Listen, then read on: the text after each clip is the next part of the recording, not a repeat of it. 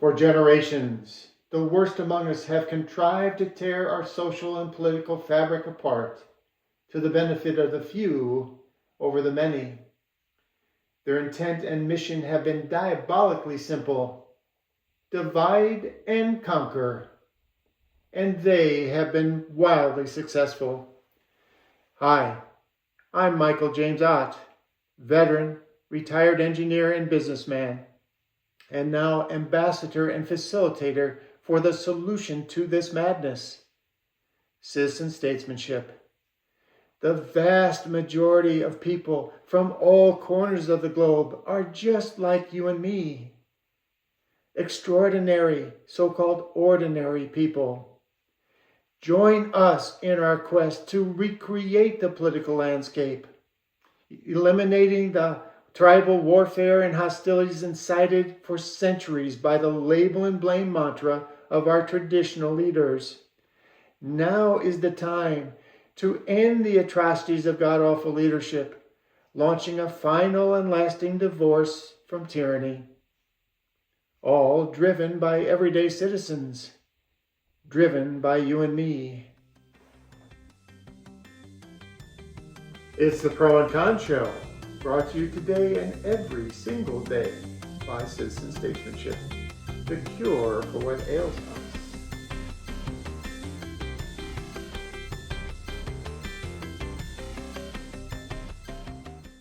Hey there out there, welcome to the Pro and Con Show. I'm Michael James Ott. And I'm Ben McLaughlin, and we are your co-hosts for today's show. It's wildly important for you to be supporting and spreading the word about citizen statesmanship. In fact, this particular show is dedicated to this proposition. It definitely is. It is. You must do this. Well, obviously, you don't have to, but we strongly encourage people to grasp, embrace, move forward. Citizen statesmanship is important and impactful. Please subscribe, follow our podcast, talk to friends and family about our only chance for a brighter tomorrow. A brighter tomorrow with more prosperity and free of hate, fear, and injustice. It's a brighter tomorrow for us all. A brighter tomorrow for us. And as we've said many times in the show, and we're going to say it, probably a few times today, there's a fork in the road coming. We're at the fork, and things are not going to be the same as they were. Absolutely. We're either going to go on a horrible fork, path forward, or we're going to take over. We, the extraordinary people, we're going to do this. Absolutely. And then our future actually can be quite a bit brighter than it is today. Exactly. So that's our options. And there's no better time than now. No better time than now. Citizen statesmanship is the cure for what ails us. It is the antibiotic for our infections. It is the perfectly targeted chemotherapy for our cancer, which is the political parties and all the narsoles associated with them. And it is the wildly successful vaccinations that prevent polio and smallpox. And it is the cure for what has ailed human society. I know this is a bold claim, but sometimes, you just have that aha moment, that A+ knowledge, the aha. Exactly. And for me, some months ago, whatever year, I guess a few years ago now, time flies. But for me, it's like, there's this tiny percentage of people, and they are ruining the world for the rest of us. For their own gain. For their own gain. There's a tiny percentage of us that are, we call them the narsoles, the narcissistic, sociopathic a-holes. Plenty of shows in the past about that. We mention them on a routine basis because they are, if there is an us versus them, it is not the Dems versus the Republicans or whatever. That's all fake. That's all created by the narsoles. Exactly. So that they can... It's created so that they can sell you a life free from hate, fear, and injustice only if you can afford it. Because as we know, things like the justice system varies based on money. Well, yes. If you're subject to hate, The rest of us are stuck here. They can simply go somewhere to where it's not there. Change your scenery. We can't all do that. I mean, given the things that are going on currently, some people are subjected to some things that they cannot get away from. And you're just stuck there because they don't have the money to buy a life free from hate, fear, and injustice. And that's just unnatural. That is our absolute right as humans. Yeah, and the real irony, Ben, is that they're actually injecting hate, fear, and injustice into our society. To raise the price of a life free from hate, fear, and injustice. If you had more money, you could do this. You know, it's like a subscription plan. It's like, you know, like Netflix used to be. You sign up, this is your subscription, here it is, $7 a month.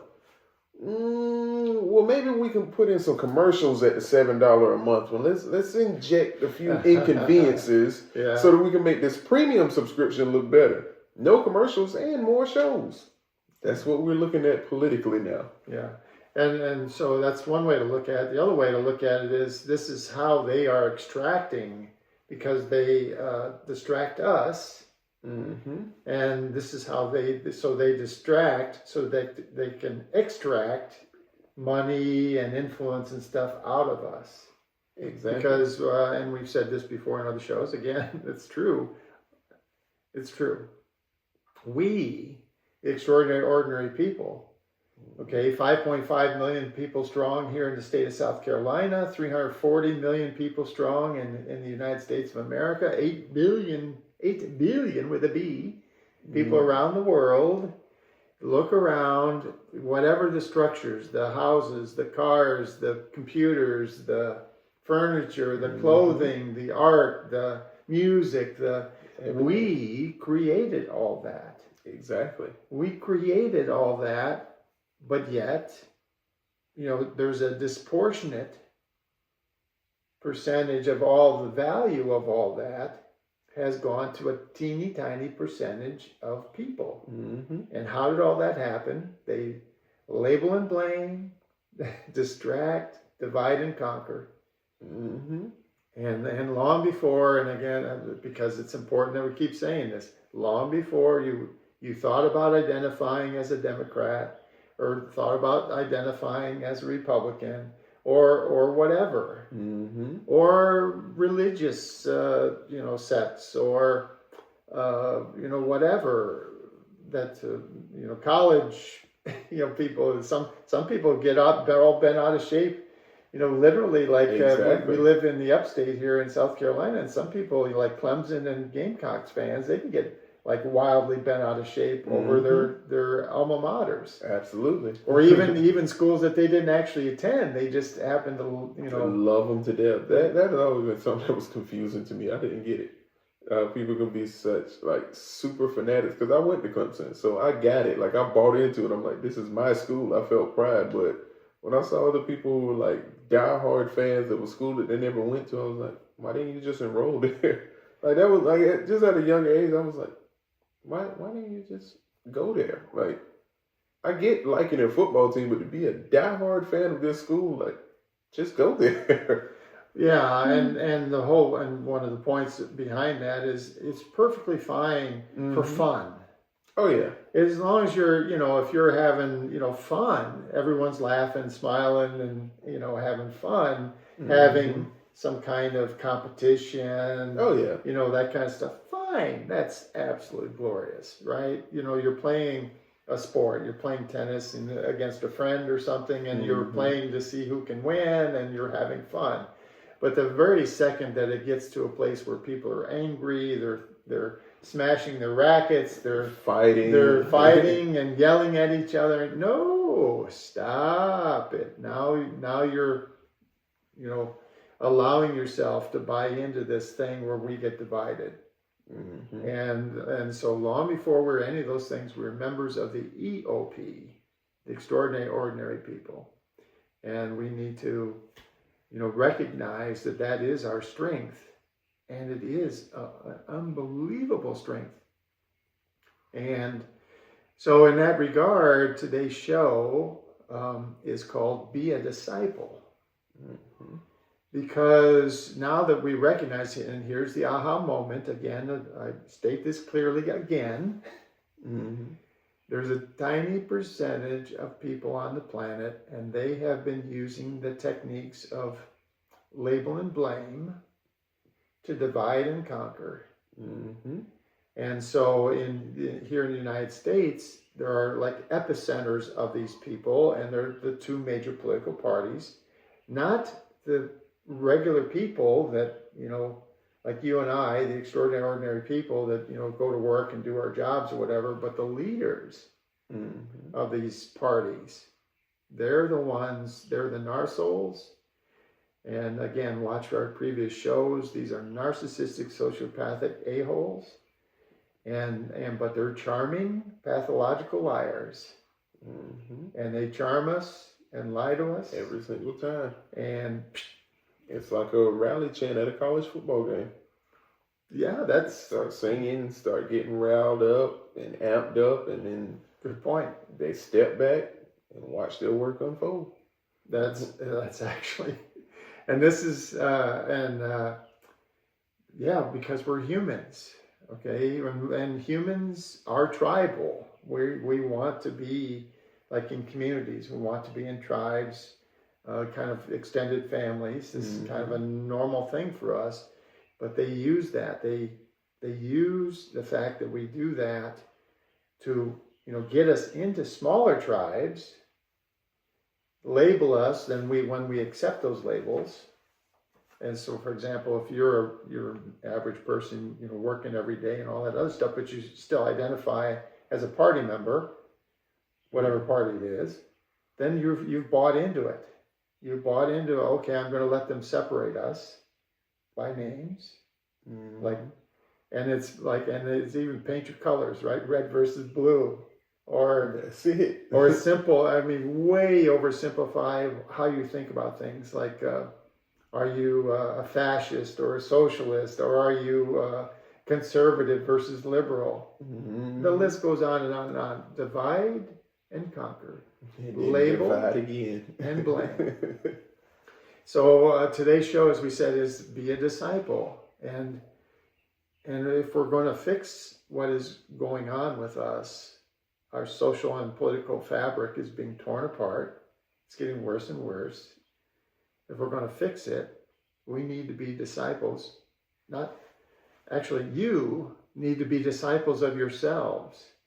And I want to also, because we're in the South here, and as soon as I say the word disciple, there's a bunch of people who say, well, wait a second, only Jesus had disciples. Mm-hmm.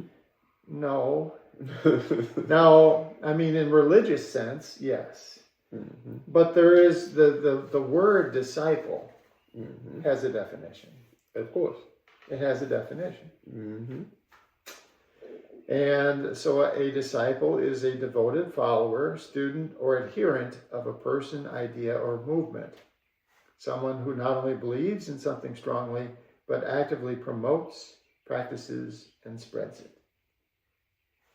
I can't imagine how that definition could be any better for what you and I need to be doing. Exactly.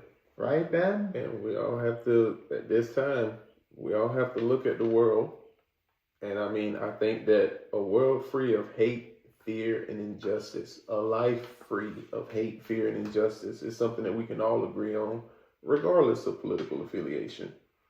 I mean, that's the basics of freedom right there. Yeah. The freedom to be alive, pretty much. The freedom to know that something that you create and put out into this world is safe, like your children. Yes. Like the things you work hard for. We can all agree on that. And we can all agree that those in charge don't have that interest in heart. Yeah. Because no matter what, they have the rest of us securing their life free of hate, fear, and injustice, because there's no one above them who can, enforce those things onto them. So these are the things that we now need to look at for ourselves. So my thought to the viewers, just take a look at your life. Take political affiliations out of it. Be honest about how you feel right now in life. Do you feel that you live a life free of hate, fear, and injustice? Do you feel that the life you currently live is conducive to the life that you want? Do you think that this is what you want? Simply put, think about it. And are you a disciple for your own best interests, or are you being led by headlines, being led by campaign ads? Are you fearful of things that, may not have even affected you unless someone told you that you should be upset about this because the rest of your party is upset about this? Simple as that. Yeah. You should be disciples for yourselves, and what we all seek is, a life of, reasonable prosperity, free of hate, fear, and injustice. I mean, that's the kind of the most concise. I mean, we could talk about it for weeks about what that means in detail. But the long and short of it is, or actually the short of it is, we want, a reasonable level of prosperity, and that, reasonable food and shelter and those kinds of things. And then the rest of life, which is the most important part, is the people. Exactly. And living amongst people, free of all of these negative things that the narsoles are injecting into our society, because they inject those to divide and conquer. And so anyway, just to talk a little bit more about the disciples, and again, in a non-religious perspective, because there definitely are. Ben and I, we are disciples for citizen statesmanship. Exactly. And we may have been disciples about other things in our past. But anyway, right now we're focused absolutely, because again, this fork in the road is coming. It's coming fast. It's coming fast, and we see it coming. It's like, okay, we really need to take this seriously. Us, not just Ben and I, but millions and millions and billions of people around the world. We need to take this really seriously and start being disciples for ourselves. And who are ourselves? The extraordinary, ordinary people. Again, long before you were divided into different religions or different geographical regions or countries or any of it, you were a member of the most wonderful, largest community ever on the planet. And it's called the extraordinary, ordinary people. Exactly. So here's some examples of some other people that are somewhat well known, and again, in a non-religious sense, but they were disciples for, again, movements or philosophies. They were devoted, right? They believed in something very strongly. And so, like Greta Thunberg, she was in the headlines and has been in the headlines off and on for a handful of years now, because she just was wildly urging climate action. And she did all kinds of things, and organized demonstrations and gave all kinds of speeches. And, she was literally like, just wildly, I don't know, frenetic. I don't know if that's the word, but yeah. Just really urgently trying to get people's attention to climate change. And climate, this is a thing. And I've had many discussions in my lifetime about this, especially over the last handfuls of years. The thing that's true, and again, it gets all polarized because they have to divide and conquer. Exactly. So we talked about immigration before and other things like this. Well, the thing about climate, the reaction or the reality is, the absolute truth is, here's the fundamental truth. The level of carbon dioxide in our atmosphere is changing rapidly relative to what it has done over the history of the Earth. It's changing rapidly. So that's statement one, and it's absolutely true. It's absolutely true. It has gone from a median level of like, or normal level of like 200, whatever, milligrams per liter, whatever the unit is. I don't remember the unit. And now it's well over 400, so it's more than doubled. Mm-hmm. And it's more than doubled in like 120 years. Now there have been, and people say, well, but it's changed that much before. Yes, it has. But it changed over millions of years, Exactly. to the best that we can tell. And again, the scientists have all kinds of ways of extracting that information from rocks and ice and whatever. That's amazing how to do that too. But I mean, very, very sound scientific methodologies where they can, see what's been happening in the past. And so, yes, these changes happened, but it happened over millions of years. And now it's happening over decades. And so that's statement number one, it's happening. Statement number two is carbon dioxide definitely is a gas that absorbs sunlight and it heats it up faster. And there's countless, you can do just very simple experiments. There's, again, YouTube, the internet, pros and cons of the internet. Oh, yeah. But, there's countless simple experiments you can do because carbon dioxide is in soda, right? So what people have done is just take the carbon dioxide out of soda and like put it into a 2-liter bottle. And then just regular air, and then they put digital thermometers inside, and then they shine, lamps on them at the same exact time, and you can watch the temperature of the carbon dioxide filled bottle rise rapidly compared to the normal, because this is just chemistry. It's just physics, reality, chemistry, chemical engineer. It's just reality. And so these things are changing. And so the planet is heating up, and it doesn't sound like much. It's only a few degrees, a couple of degrees here over whatever it is, 120, 150 years. But if you think about how big the Earth is, that's and significant. we're heating up the Earth by a couple of degrees, that's a lot of mass. Again, chemical engineer, that is a huge amount of mass to be heating up by a degree or two. Yes. And when you do that, as it turns out, it just is the way the Earth is made. Water, starts melting in various places that it didn't melt before, and the oceans can rise.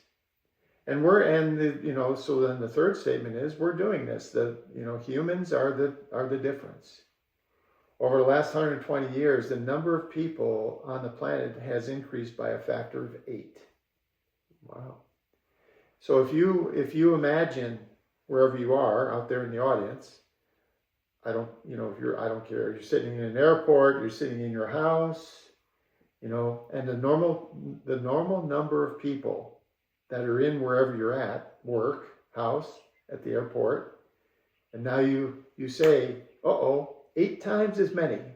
Just look around and imagine 8 times as many people in whatever environment you're in, and then say to yourself, no, the humans aren't affecting my environment. So if you're in an airport, 8 times, bang, just imagine in an instant, 8 times the number of people are in Every flight the is airport. overbooked. Or where Ben and I are sitting here, in the hotel rooms are going to be filled from all the people taking the gift cards and not get on the plane. And so, we're sitting here and okay, there's 2 of us and there's plenty of space, but if there's suddenly 16 people in here, that's different. That's significant. It's different. And, you're in your car, maybe you normally, maybe your family, you have 3 people in your family, 4 people in your family. No, you have 32. You have 32 people in your family. Imagine the minivan for that. Oh my gosh, the fleet of minivans. Just get a fleet lease at this point. So, clearly, and so we're affecting it. And so then the last thing is, this is what we're doing. So what do we do about it? And I would advocate that we just be very pragmatic about it. It's like, okay, the level of the oceans is going to rise. That's going to cause a bunch of problems with people that are living, near coastal areas. Mm-hmm. If you're, and it all depends on how far you are above sea level. And so if you're like where we live, Ben and I are fortunate. Yeah. all the ice in the world can melt, and we're still going to be high and dry. Oh where we are. yeah. Or we might have some new beachfront property. But yes. Worst case scenario, anyway. But for all the coastal people, and there's millions and billions of people around the world, okay, is it going to be like the Netherlands, and they're going to have to build up seawalls and all this other stuff? Like Venice in Italy, it's going to be 20 feet underwater, and on and on and on. So, but okay, all right, it has nothing to do with politics, and everything is okay. This is what's happening. Mm-hmm. So we can say, okay, we could change the way, we could get rid of the carbon dioxide and not have to rebuild all the cities and move people. And I don't know the answer. Yeah. I don't know what's best. It's a complex thing. But that's all it is just sitting around. You get a bunch of really good engineers and scientists. They sit around and they say, okay, these are our options. We can either extract a bunch of CO2 out of the environment somehow. And there's plenty of ways of doing that. Or we can, just let it go and let the storms come and let the water rise and all this other stuff and just deal with it, Mm-hmm. Okay. It's amazing how even something like that can get politicized. Well, I mean, you would think it should be amazing. You would think that it should be amazing, but that is the narsoles. This is, and again, they're the epicenters. And again, we're talking about the leadership. Exactly. The leadership, and and small groups around them. These are truly, if you want to talk about evil people, they're the evil people. Super villains. They are super villains. They're the grand narsoles. Oh yes. They're the grand narsoles. So anyway, so we'll stop talking about that. But so Greta Thunberg, that was her thing. Mm-hmm. And I think she's advocating because I think in general there's enough people have kind of looked at it as like, well, the cheapest thing would be for us to stop. Somehow get this carbon dioxide out of the air, mm-hmm. and return things back to normal. Because it's not just the seawater rising; it's all because it adds energy to the storms and stuff like that. Mm-hmm. So hurricanes, tornadoes, they all get a lot worse. Well, had our experience with that.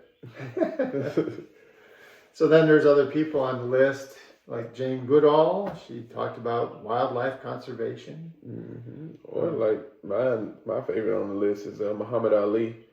He was a disciple of personal conviction, discipline, and social justice. And I feel like he's a great example for the mindset that we all should have right now, as far as it didn't matter how good he had it in his world. When it came to the time for him to choose between the things that he had and what he believed in, he went with what he believed in without a second thought. And that's where we have to be now. There's a lot of people that may feel like they've amassed this social status from their beliefs and things that they may have worked for, but we all have to really separate ourselves from the cushy lifestyle and being winners at whatever political game we're playing currently, and really go for what is best for us. What do you really believe in personally, not politically, for your family? Your political party goes away today. What is your move for your family? What decisions are you making? And that's where we need to be thinking. And that's why we need to be all disciples. We all have to be disciples for a better tomorrow, for a change in our way of thinking and the way that we are governed. And citizen statesmanship is that answer. So I implore you, please take a moment, think about it. Yeah. Citizen statesmanship, and so there's so we printed off a quick, made a quick list of so some of these are technology people like Steve Jobs, and some of them are political social leaders like Malcolm X and Muhammad Ali, for example, and then like Nikola Tesla.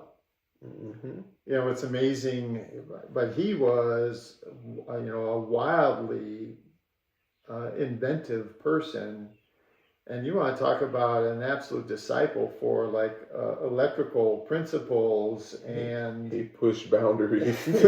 He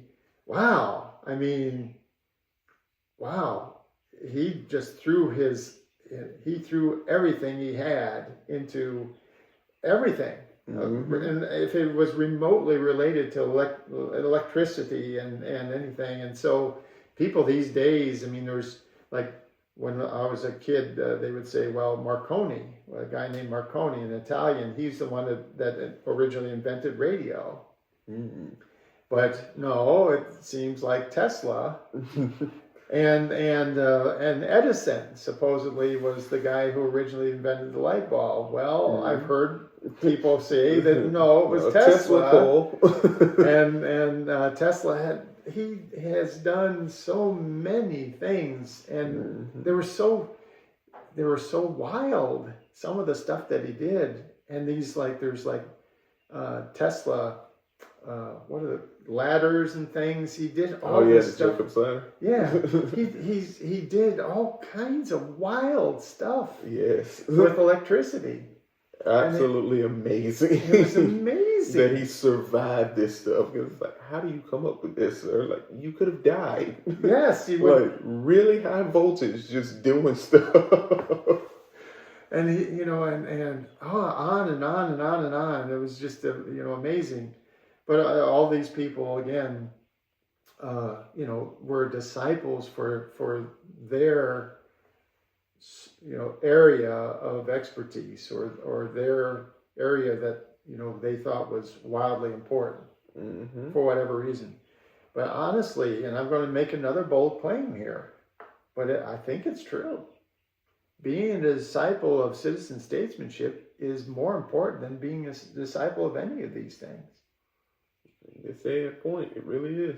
Because we, the extraordinary, ordinary people, it unlocks so much for us. If we say, okay, we're going to stop listening. We're going to stop listening to the narsoles. We're going to stop listening to the divide and conquer. We're going to just start, acting in sane, reasonable ways. Then the level of prosperity, and all the stupid stuff. For example, the COVID thing, all the stupid stuff that happened because it got politicized, because the narsoles just had to divide and conquer, and people suffered wildly, and that by hundreds of thousands, millions of people suffered because of this arguing back and forth over. And it's okay. COVID was a disease. Period. It's we've used the analogy of you've got a broken leg. Don't argue about whether you're going to go to the red hospital or the blue hospital. Exactly. You've got the fundamental problem is you have a broken leg, and what is wrong with it? How bad is the break? And based on how bad the break is, you do the appropriate actions. That's it. There's no need to yell and scream and all this other stuff. It's just this is the problem, and this is the ways that we can solve it.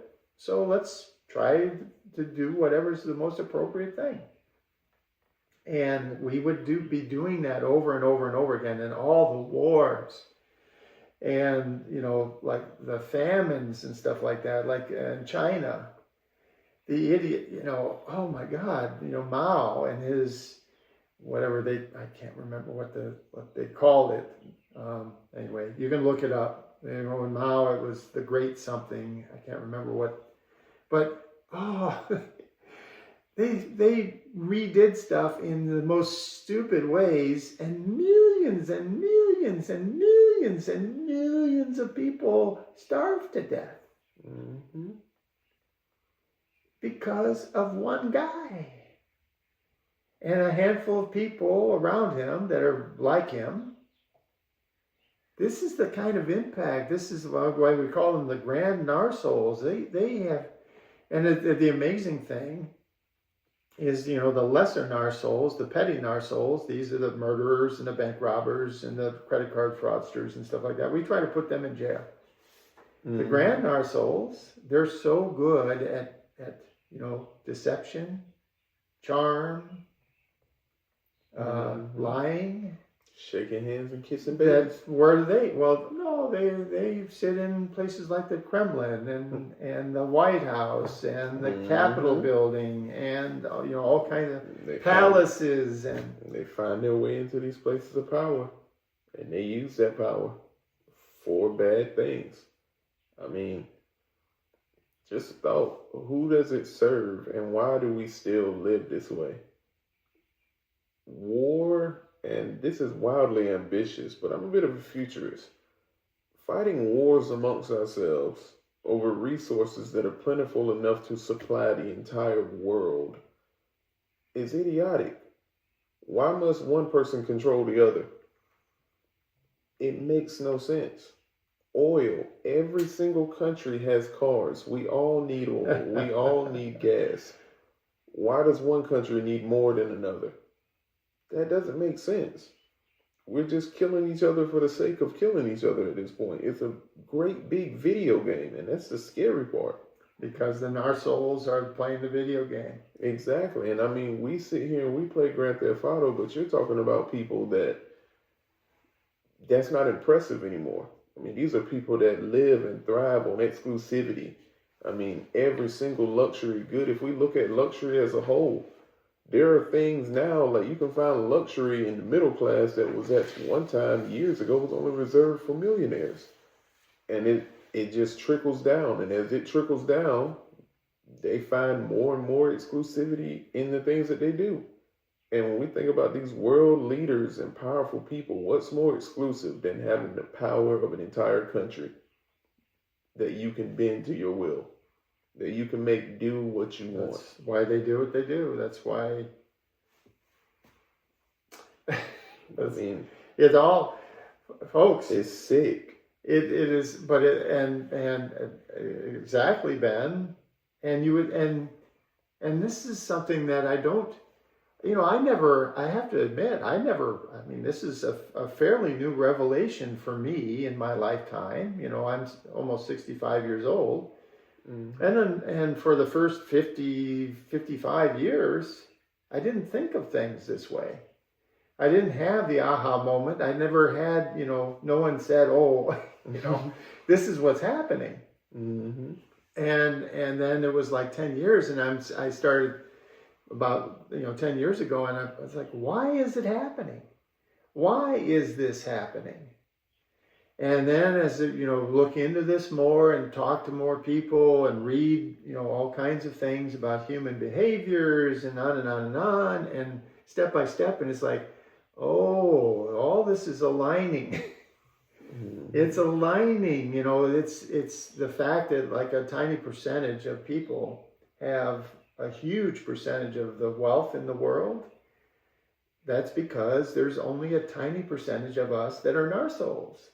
And those same people are the narsoles. Exactly. And they are the Saudi royal family, for example. And on and on and on. And all for history, all of the, emperors and kings and queens and pharaohs and religious leaders of various kinds. All the same sort of thing. I'm going to use a story. I'm going to lie my ass off. Exactly. But I'm going to be convincing. And I'm going to get people to follow me, and I'm going to divide and conquer. Exactly. And then, I'm going to flame blow air on the flames of fear, hate, and injustice kind of stuff. And really push those agendas so that people get upset. And then once they're upset, I can direct them. I can say, okay, go kill people. That's the easiest point. Go kill people. And of course, human history, for example, in Europe, oh my God, they did nothing but fight wars for centuries there, because there were dozens of little enclaves of Narsoles. And then Ben, I think you have looked into Japanese history more. Oh, yeah. You talk about the feudal systems and stuff. Feudal houses that were warring, the factions and stuff that were warring until they were finally unified. It's throughout history we've seen it, and now we're watching it in live and in color on TV. When we have a leader who can sit there and we're fighting a war that no one asked for overseas, and then he says, you know what, I think I'm going to take Cuba. It's like, wait, what? We wanted Greenland, then, first you wanted Canada, then you wanted Greenland, now you're saying, hey, I think I'm going to take Cuba? Like, this is a game. And and to the people who think that this is funny or think that it's cool, ask yourself, what does it benefit us? What does it benefit you, the viewer, personally, for our country to invade and conquer another country? How do you benefit? Your taxes are going to go up. Resources are going to be scarce. We're going to have so many other issues with other countries that these countries are aligned with. Your life is in danger. And when it hits the fan, we all know that these leaders have bunkers and private islands and jets. And not only that, surveillance. We're getting our news from the news. And newsflash, it's already happened by the time you've seen it. They know what's coming. Yes, they do. So by the time you hear about it, it's too late.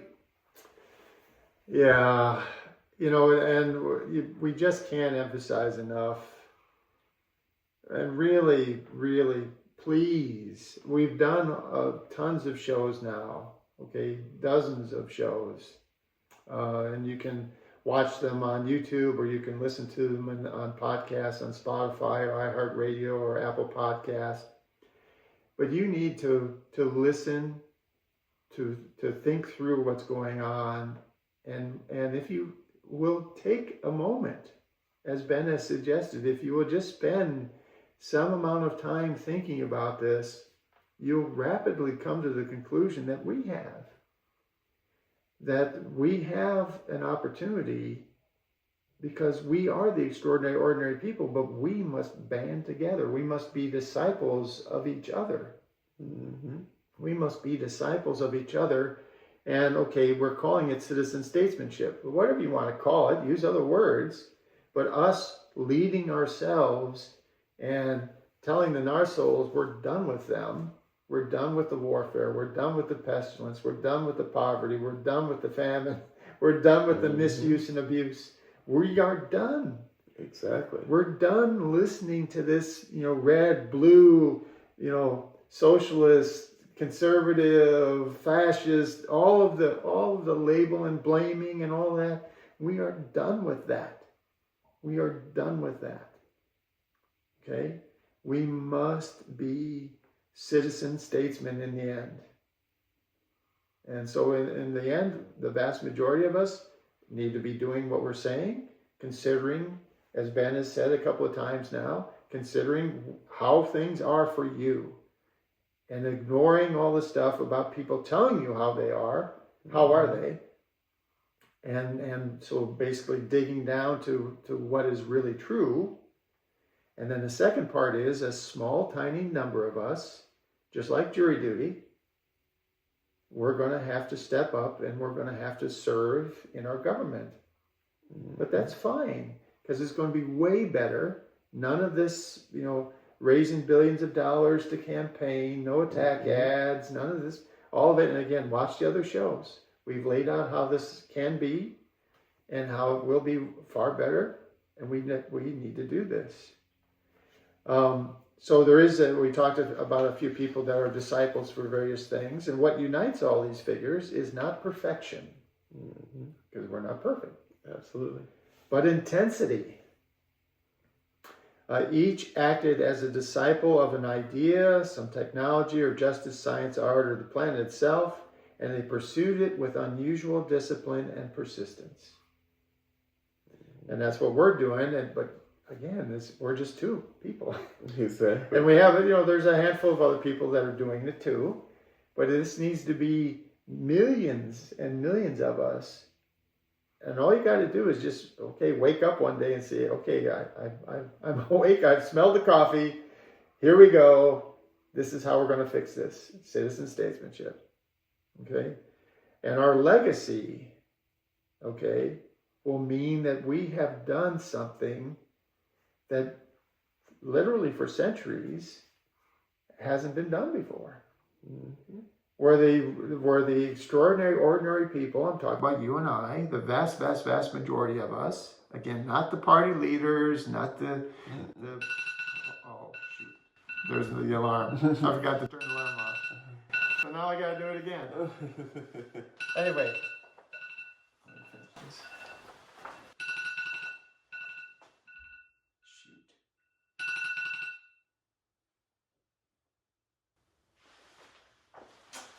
Well, that's the second time that's happened, Ben, in the studios.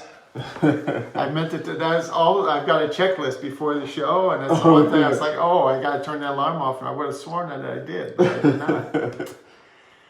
So anyway, so we need to be disciples, and not religion, but of kind of the religion of being, extraordinary, ordinary people, and we're going to lead ourselves.